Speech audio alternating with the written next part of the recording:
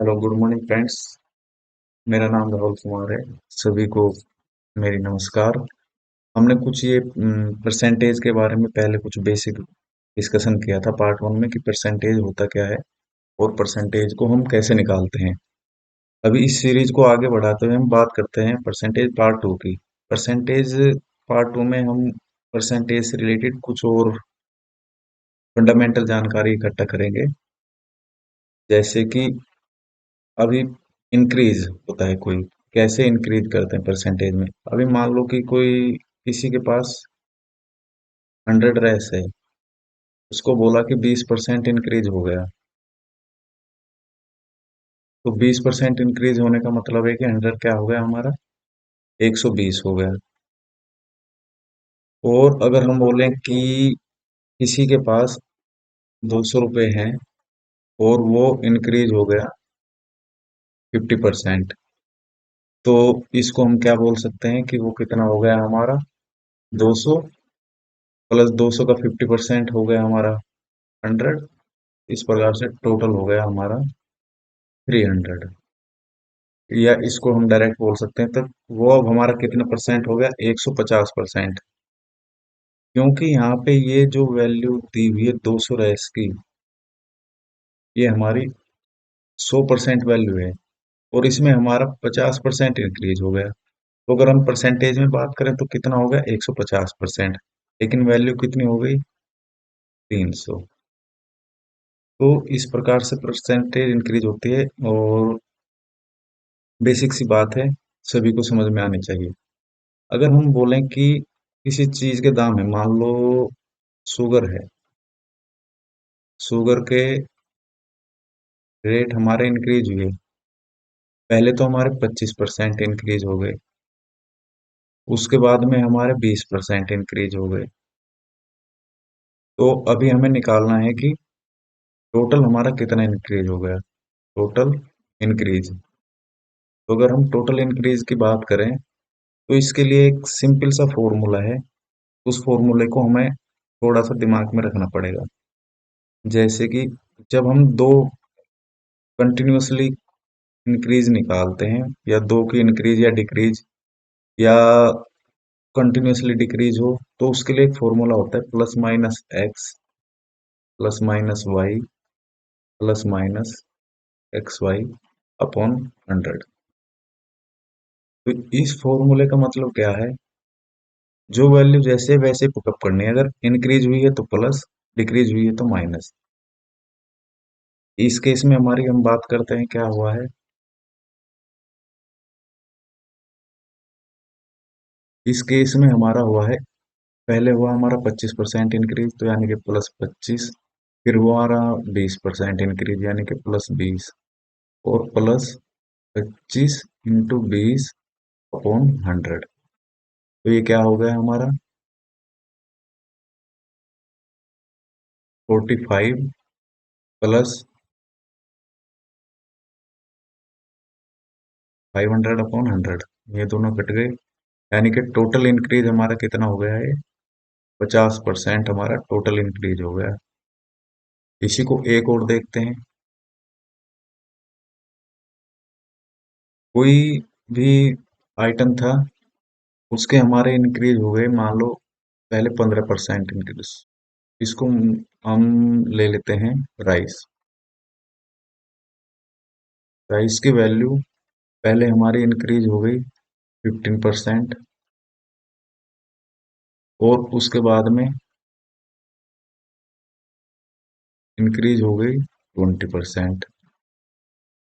तो इसको हम कैसे निकालेंगे, अभी देखिए सेम इंक्रीज हुई है दोनों, तो यानी कि प्लस के 15 प्लस के 20 प्लस 15 × 20 अपॉन 100। ये 15 × 20 हो जाएगा हमारा 300/100। ये इससे कट गया, 20 और 15 35 प्लस 3, कितना हो गया हमारा टोटल इंक्रीज, 38% हमारा टोटल इंक्रीज हो गया। क्लियर, तो ये हमारा आंसर आ गया। अभी इसी में हम बात करते हैं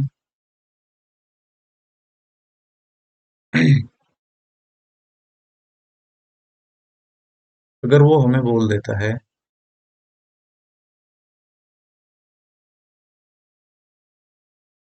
कि कोई आइटम है, जैसे कि चलो पोटैटो है, पोटैटो के पहले तो हो गए हमारे परसेंट इंक्रीज, उसके बाद में सेकंड हो गए हमारे 7% इंक्रीज। तो अभी इसको हम कैसे निकालेंगे? इसको अगर हम अपने इस फॉर्मूले में वैल्यू पुटिंग करेंगे तो काफी कैलकुलेशन करनी पड़ेगी, यानी कि काफी टाइम कंज्यूम हो जाएगा कैलकुलेशन करने में।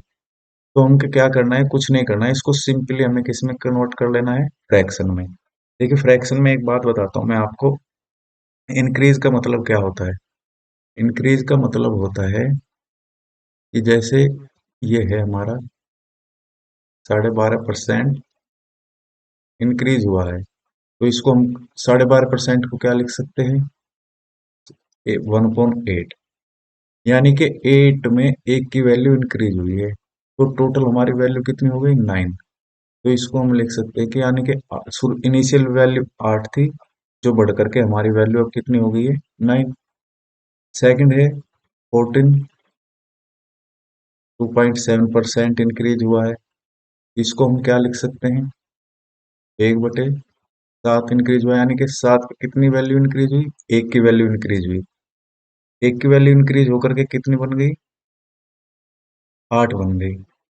तो यानी कि इनिशियल वैल्यू हमारी 7 थी, और जो कि अभी कितनी बन गई है हमारी?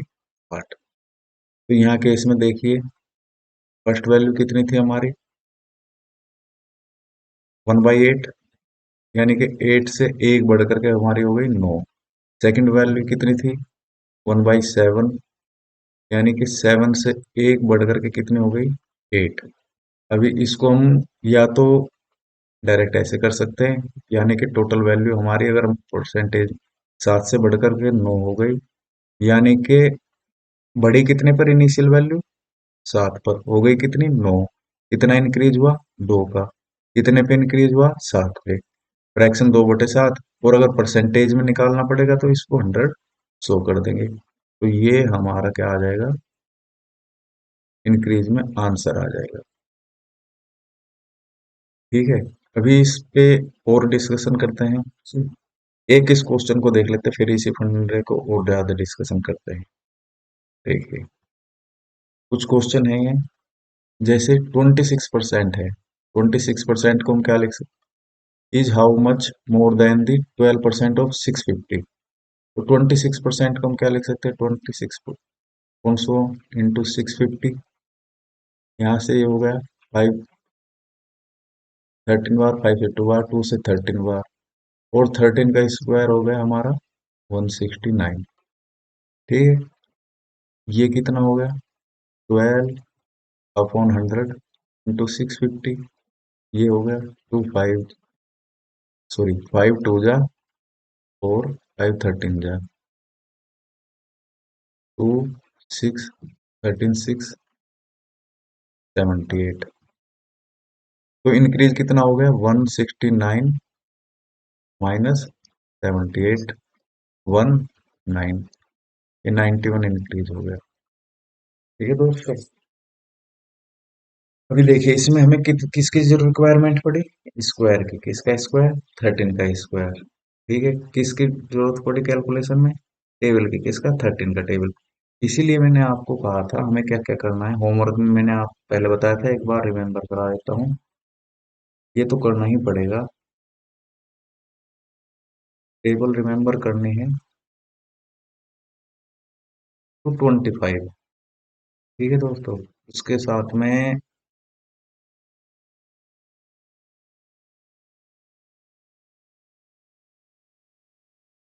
स्क्वायर कर लेना है अप टू 50, और फिर हमारा क्यूब कर लेना है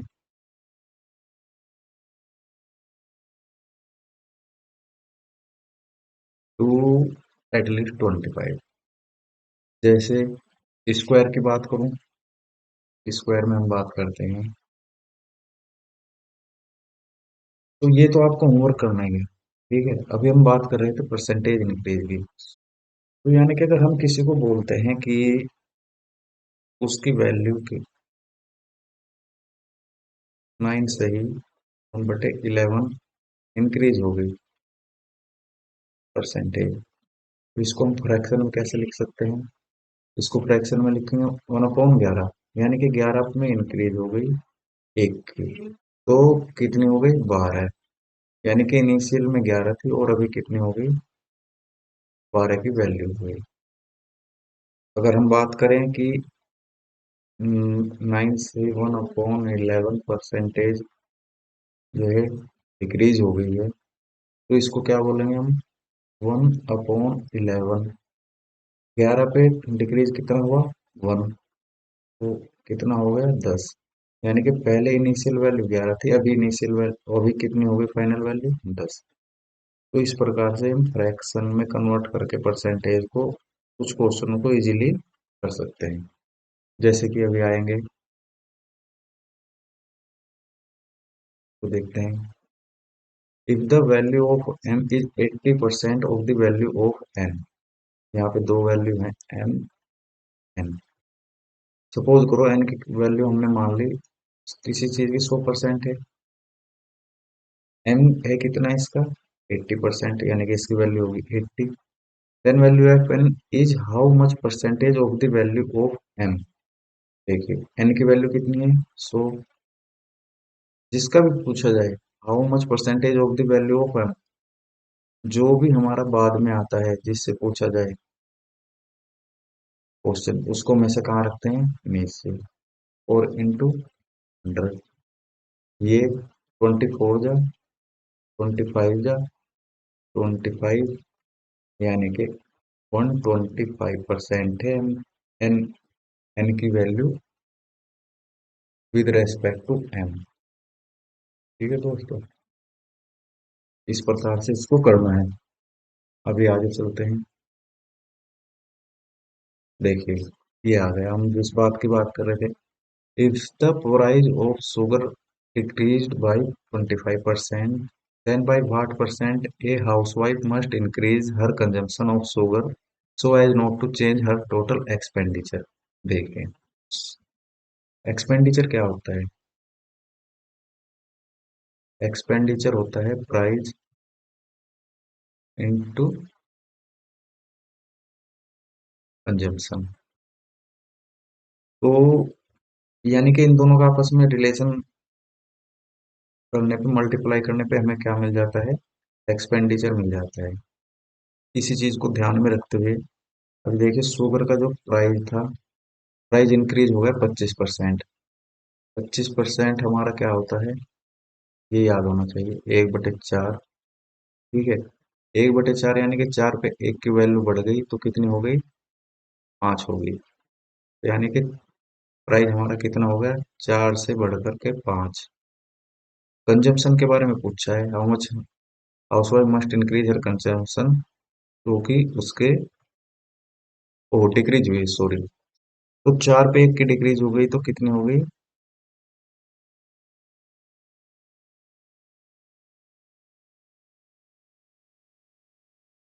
25% डिक्रीज हुई, 4 पे 1 की डिक्रीज हो गई तो कितनी हो गई 3, तो यहाँ पे 3 हो गया। कंजम्पशन के बारे में वो पूछ रहा है। एक्सपेंडिचर हमारा क्या होता है? एक्सपेंडिचर होता है प्राइस इंटू कंजम्पशन, और वो क्या बोल रहा है कि वो सेम है, कि पहले भी 1 था और अभी भी क्या है 1 है, यानी कि सेम है। इसकी वैल्यू कुछ भी ले लो आप, 100 ले लो 200 ले लो कुछ भी हो, लेकिन क्या रहेगी सेम।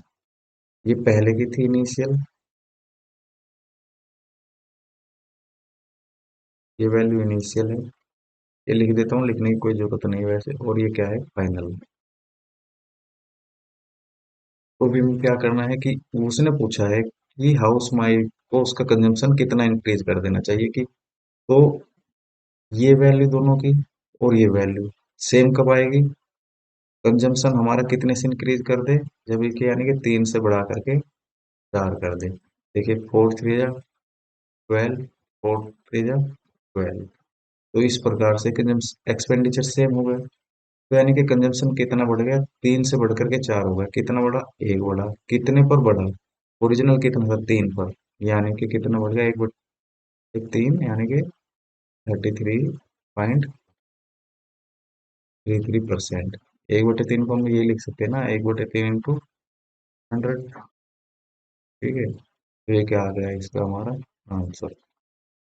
तो ये भी एक इम्पोर्टेंट टाइप है, इसको भी, इसके पैटर्न को भी आप दिमाग में रखना। इस पैटर्न का है ये क्वेश्चन। नेक्स्ट चलते हैं। देखिए, मैंने कुछ चीजें शॉर्ट में लिखी हैं ताकि वो अंडरस्टूड है। The number of ticket sold off A cinema increase by 20%। देखिए, नंबर ऑफ टिकट्स कितने बढ़ गए हमारे, 20%। 20% का मतलब कितना होता है, 1/5। 5 पे एक बढ़ा तो कितना हो गया, 6। तो यानी कि टिकट्स की वैल्यू कितनी हो गई हमारी, 5 से बढ़ करके 6। And price of ticket increase 10%। 10% का मतलब होता है 1/10। 10 से एक बढ़ गया, कितनी हो गई, 11। तो प्राइस को लिख लीजिए, 10 से बढ़ करके हो गई 11। तो find the percentage change in the revenue of the cinema. देखिए, 10 इसको हम काटने को काट सकते हैं, 2 5 जा 2 3 जा 5 5 जा 25, और 9 जा 33। तो यानी कि कितनी बढ़ गई ये वैल्यू हमारी, 8 वैल्यू बढ़ गई। कितने पर बढ़ गई, 25 पर। तो यानी कि 8/25 इंटू 100, यानी कि हमारा आंसर आ गया 32% हमारी बढ़ गई है value. Revenue of the cinema कितना बढ़ गया हमारा, 32%। सेम है ऊपर वाले की तरह। नेक्स्ट चलते हैं।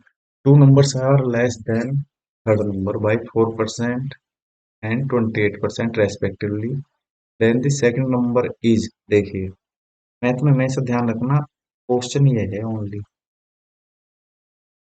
यहाँ से भाट स्टार्ट हो गया, ये क्या है,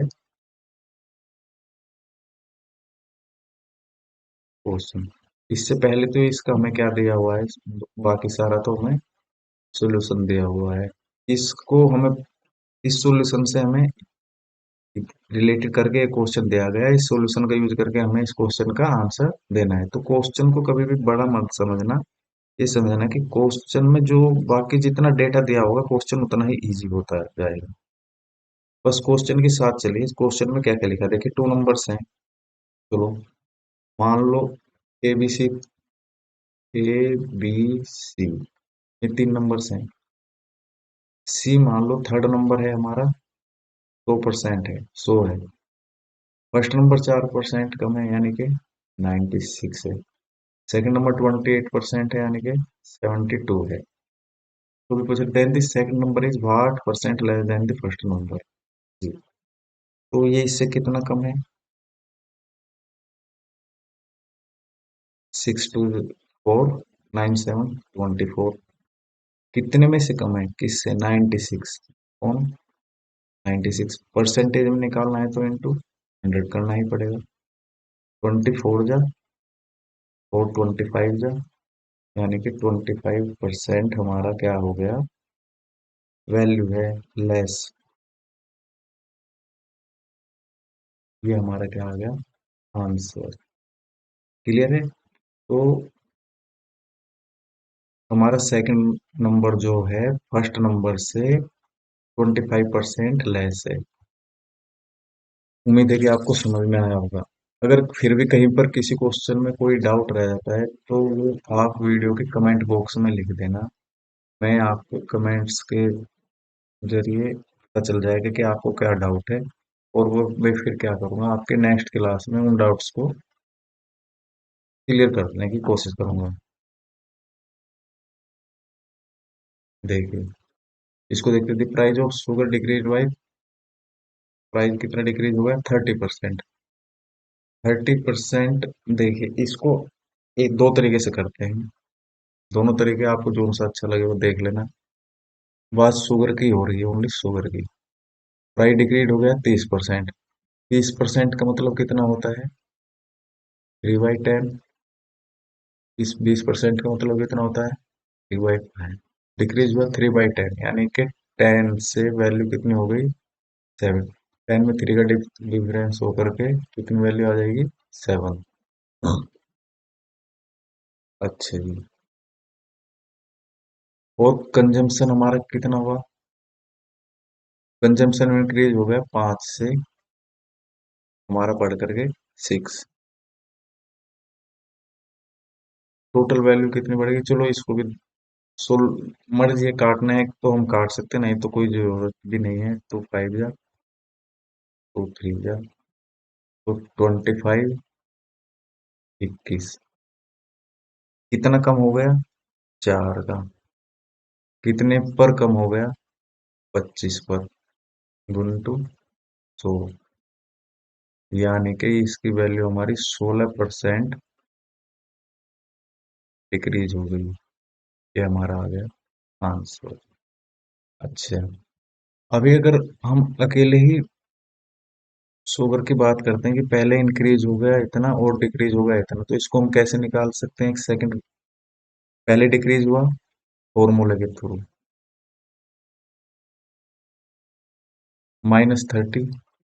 फिर इंक्रीज हुआ +20। फिर -30 इंटू प्लस का 20। ठीक है, प्लस माइन में, और इन दोनों के नीचे 100। ठीक है, ये दोनों जीरो कट गई। तो देखिए, 30 में से 20 गई, -10 और -6, यानी कि माइनस के 16, यानी कि 16%। माइनस का मतलब क्या है? डिक्रीज। 16% हमारा क्या हुआ? डिक्रीज हो गया। तो ये 16% जो है हमारा सेम है। ये आपको जोन सभी, लेकिन आइटम सेम होना चाहिए। शुगर है तो हम शुगर पे फॉर्मूला लगा सकते हैं। ऐसे नहीं कि शुगर की प्राइस डिक्रीज हुई 30% और राइस के पर सेकंड आइटम आ जाए, राइस के प्राइस हुए इंक्रीज, और उन दोनों को हम इस फॉर्मूला से, क्योंकि दोनों चीजों की वैल्यू अलग अलग हो गई, शुगर को और उसमें हम एक से फॉर्मूला नहीं लगा सकते। अगर सेम ही वैल्यू है, शुगर की ही वैल्यू इंक्रीज डिक्रीज हो रही है, तो हम ये फॉर्मूला लगा सकते हैं। आल्दो अगर, तो ये मेरे हिसाब से तो मुझे तो जो इजी वे लगता है ये सबसे इजी वे है। आप इस तरीके से कर सकते हैं और निकाल सकते हैं। थोड़ी सी प्रैक्टिस होने पर बहुत फास्ट हो जाएगा। जैसे आपके ये सब फ्रैक्शन थोड़ा दिमाग में सेट हो जाएंगे, बैठ जाएंगे, हो जाएंगे, उसके बाद में ये सभी काम क्या हो जाएगा? बिल्कुल इजी। नेक्स्ट देखते हैं। देखिए, on a certain day speed of a car increase by 25% and the car travels 10% less time. देखिए, then what percent change in the distance travelled. Distance की बात कर रही है, हमें पता है डिस्टेंस क्या होता है? Speed into time. तो इसको भी हम इसी प्रकार से निकाल सकते हैं। अच्छा, स्पीड कितनी इंक्रीज हो गई? 25% मतलब 1/4। 10% मतलब 1/10। 4 से 1 इंक्रीज हो गई 5 हो गई, 10 से 1 डिक्रीज हो गई तो कितनी हो गई? 9 हो गई। तो यानी कि 4 से हमारी कितनी हो गई? 5। और टाइम हमारा 10 से कितना हो गया? 9। अभी इनको हम या तो डायरेक्ट ही कर लेते हो, या 5 2 जा 8 से 9, यानी कि डिस्टेंस हमारी एक वन कितनी बढ़ गई? एक बढ़ गई कितने पर? 8 पर। और अगर परसेंटेज में निकालना है तो इंटू 100। 425 42, यानी कि 12.5% इंक्रीज हो गई। क्लियर है? ये इसका आंसर आ गया। ठीक है दोस्तों, अभी नेक्स्ट चलते हैं। सेम क्वेश्चन पे है। इसको आपको करना है, होमवर्क में लिख लीजिए। और होमवर्क में करके इसका जो आंसर है प्लीज आंसर आप कमेंट बॉक्स में लिख देना इसका आंसर। तो ये कुछ क्वेश्चन थे, बेसिक टाइप के थे, इनमें कुछ इंपॉर्टेंट टाइप के हैं। तो आशा करता हूँ आपको समझ में आ गया। आप इन सभी का एक बार करके देखना, इन सभी को रिवीजन करना। और कोई डाउट होता है तो उसको भी आप क्या पूछना कमेंट बॉक्स में, कोई भी डाउट होने पर। कोई भी आपकी समझ में ना आए, कोई क्वेश्चन में कुछ दिक्कत है तो आप कमेंट बॉक्स में लिख देना। नेक्स्ट बात करते हैं हम। पिछली क्लास में बताया था कि हम क्या है अपना जो है नोट्स कैसे बनाएं। नोट्स की बात करते हैं, नोट्स को हम कैसे बनाएं। देखिए सब्जेक्ट को लेते रहे हम। सब्जेक्ट हो जाएगा हमारा मैथ, इंग्लिश, रीजनिंग, ये बेसिक सब्जेक्ट हो गए सभी के। उसके साथ में हमारे बाकी सब्जेक्ट कौन कौन से बच गए, जो कि जीके एंड सीए। इसमें कौन कौन से आ जाएंगे, हिस्ट्री, जियोग्राफी, पॉलिटी,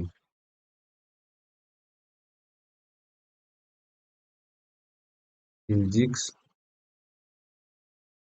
केमिस्ट्री, और जी बायोलॉजी। उसके बाद में नेक्स्ट आ गया हमारा कंप्यूटर। नेक्स्ट आ गया हमारा करंट अफेयर। तो अभी बात कर रहे थे हम कि नोट्स कैसे बनाने हैं हमें।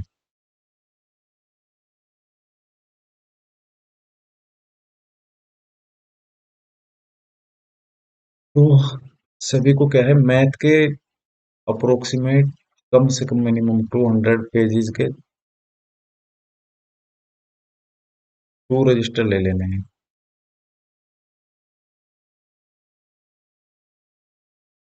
रजिस्टर्स, नंबर 1 रजिस्टर हो जाएगा हमारा अर्थमेटिक के लिए। नंबर 2 हो जाएगा फिर हमारा एडवांस मैथ के लिए। ठीक है। इंग्लिश के लिए हमें सेम अप्रोक्सीमेट 200 पेजेस के ही 2 रजिस्टर खरीद लेने हैं हमें। ये 2 रजिस्टर देखे क्या हो जाएंगे, एक हो जाएगा हमारा ग्रामर का, एक हो जाएगा हमारा वोकेब, वोकेब का। वोकेब में ही हमारे इडियम्स और फ्रेजेस, साथ में वन वर्ड सब्स्टिट्यूशन हो जाएंगे। तो ऐसे करके 2 रजिस्टर इसके बना लेने हमें, एक ग्रामर के लिए और एक वोकेब के लिए। रीजनिंग में एक आपको लगभग 200 पेजेस का एक रजिस्टर ले लीजिए और उसमें रीजनिंग का करना है। जीके में देखिए, इसके लिए आपको कि इंडिविजुअल की पसंद है कैसे करना है। या तो 140 40 पेजेस के सभी के लिए डिफरेंट ले लीजिए, डिफरेंट रजिस्टर ले लीजिए और सभी के लिए डिफरेंट रजिस्टर बना लीजिए, हिस्ट्री के लिए, ज्योग्राफी के लिए, पॉलिटी के लिए, इन सब के लिए। या फिर क्या कीजिए, इस ग्रुप को हिस्ट्री ज्योग्राफी पॉलिटी को क्या करना है, 200 पेजेस का एक रजिस्टर लेकर के, 200 या 200 से कुछ ज्यादा है। और इसमें क्या करना है, इसमें 3 पोर्शन में डिवाइड करते हैं। तीनों पोर्शन में, एक पोर्शन में हिस्ट्री, एक में ज्योग्राफी, एक में पॉलिटी, हमको क्या कर लेना है, अपना तैयार करना है। सेम इसमें है, इसमें भी सेम इन पोर्शन में ही डिवाइड कर देना है। और फिजिक्स केमिस्ट्री और बायोलॉजी के बारे में उसमें क्या है, नोट्स तैयार करना है। एक रजिस्टर कंप्यूटर के लिए एक हमें अलग से सेपरेट रजिस्टर बनाना है। इसके लिए सेपरेट रजिस्टर की जरूरत पड़ेगी दोस्तों। सेपरेट रजिस्टर क्यों? क्योंकि कंप्यूटर क्या है, बहुत ही इम्पोर्टेंट सब्जेक्ट है। ये एक अकेला कंप्यूटर कुछ टेस्टों में आपके ये सारे जितने भी हैं इन पर जो भी मेहनत कर रहे हैं उस करी कराई मेहनत पर पानी फेर सकते हैं, अगर आप वहाँ कंप्यूटर में क्वालिफाई नहीं करते हो तो। क्योंकि ये क्वालिफाई करना कुछ टेस्टों में मैंडेटरी हो गया है, जैसे कि सीजीएल के हो गए या एसएससी के कुछ टेस्ट हो गए, जैसे फेज 11 हो गया, फेज फेज पोस्ट हो गई, जैसे जिसको हम बोलते हैं सर्विस सिलेक्शन पोस्ट। तो कंप्यूटर के लिए आपको एक सेपरेट रजिस्टर बनाना पड़ेगा। एक रजिस्टर बना लीजिए आप करंट अफेयर्स के लिए, जिसमें आप एटलीस्ट लास्ट 6 to 8 मंथ की किसी भी टेस्ट से पहले इसकी हमें करंट अफेयर्स को तैयार, जिसके बारे में जानकारी लिखी हो करंट अफेयर्स हमें लिखना पड़ेगा। तो ये थी हमें नोट्स बनाने के लिए, यानी कि कम से कम ने आप देख लीजिए दो, 2 4 5, अगर इसको सेपरेट 5, एक एक रजिस्टर में 6 7 8 9, यानी कि मिनिमम हमें कम से कम आप 10 रजिस्टर तो बना ही परचेज कर ही लीजिए। 10 रजिस्टर के बिना तो काम चलेगा ही नहीं।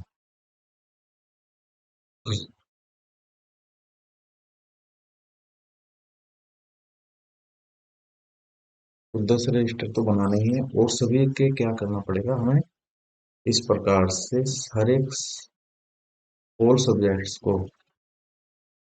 ऑल सब्जेक्ट्स के क्या करना पड़ेंगे हमें, अलग अलग नोट्स बनाने पड़ेंगे।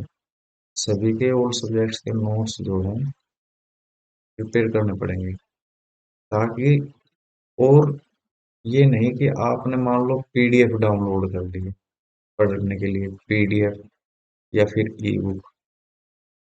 मैं तो विश्वास नहीं करता कि पीडीएफ में ई बुक हमें कभी भी एग्जाम में साथ देगी। एग्जाम में हमारा एक ही चीज साथ देगी, वो होता है हमारे सेल्फ वर्क या सेल्फ नोट्स। हमने जो अपने हाथ से काम किया है वही हमारे एग्जाम में काम आएगा। इसके में कई फायदे होंगे। एक तो हमें क्या है, रिवीजन में बेनिफिट मिल जाएगा। अभी डेटा तो आप नेट पे देखो, हजारों डेटा पड़े हुए हैं, हजारों जीबी में डेटा पड़ा हुआ है। तो क्या वो सभी डेटा होने से हम एग्जाम को क्लियर कर सकते? नहीं। नोट्स वो हैं जिनको हमने अपने हाथों से तैयार किया है, जिनको हमने अपनी लैंग्वेज में आसान करके लिखा हुआ है, और जिनका हमें पता है कि रिवीजन करना है तो हमें किस टॉपिक को उठा करके ज्यादा रिवीजन करने की जरूरत है, किस टॉपिक का उठा करके हमें कम रिवीजन करने की जरूरत है। तो इसलिए मैं हमेशा आपको सलाह दूंगा कि सभी टेस्ट के जो है आप सेल्फ नोट्स प्रिपेयर कीजिए। तो आज की क्लास में इतना ही करते हैं। इसमें कोई भी डाउट हो तो आप पक्का प्लीज, आप सभी से रिक्वेस्ट है कि आप कमेंट में जरूर लिख दें कि आपको क्या डाउट है। और परसेंटेज में अभी नेक्स्ट क्लास में एक पार्ट 3 करेंगे हम, जिसमें कुछ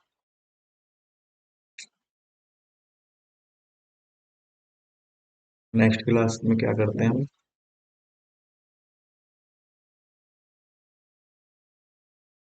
क्लास में हम परसेंटेज को ही हाई लेवल के कुछ क्वेश्चन करते हैं, थोड़ा सा हाई तो नहीं, मतलब low to moderate level, moderate level के हम क्वेश्चन करेंगे। ठीक है। और इस प्रकार से तीनों पार्ट्स को मिला के मुझे लगता है कि आपको कुछ समझ में परसेंटेज के बारे में आ जाएगा। उसके बाद में हम नेक्स्ट क्लास को डिसाइड करेंगे कि क्या करना है। ठीक है, थैंक यू। धन्यवाद, नमस्कार।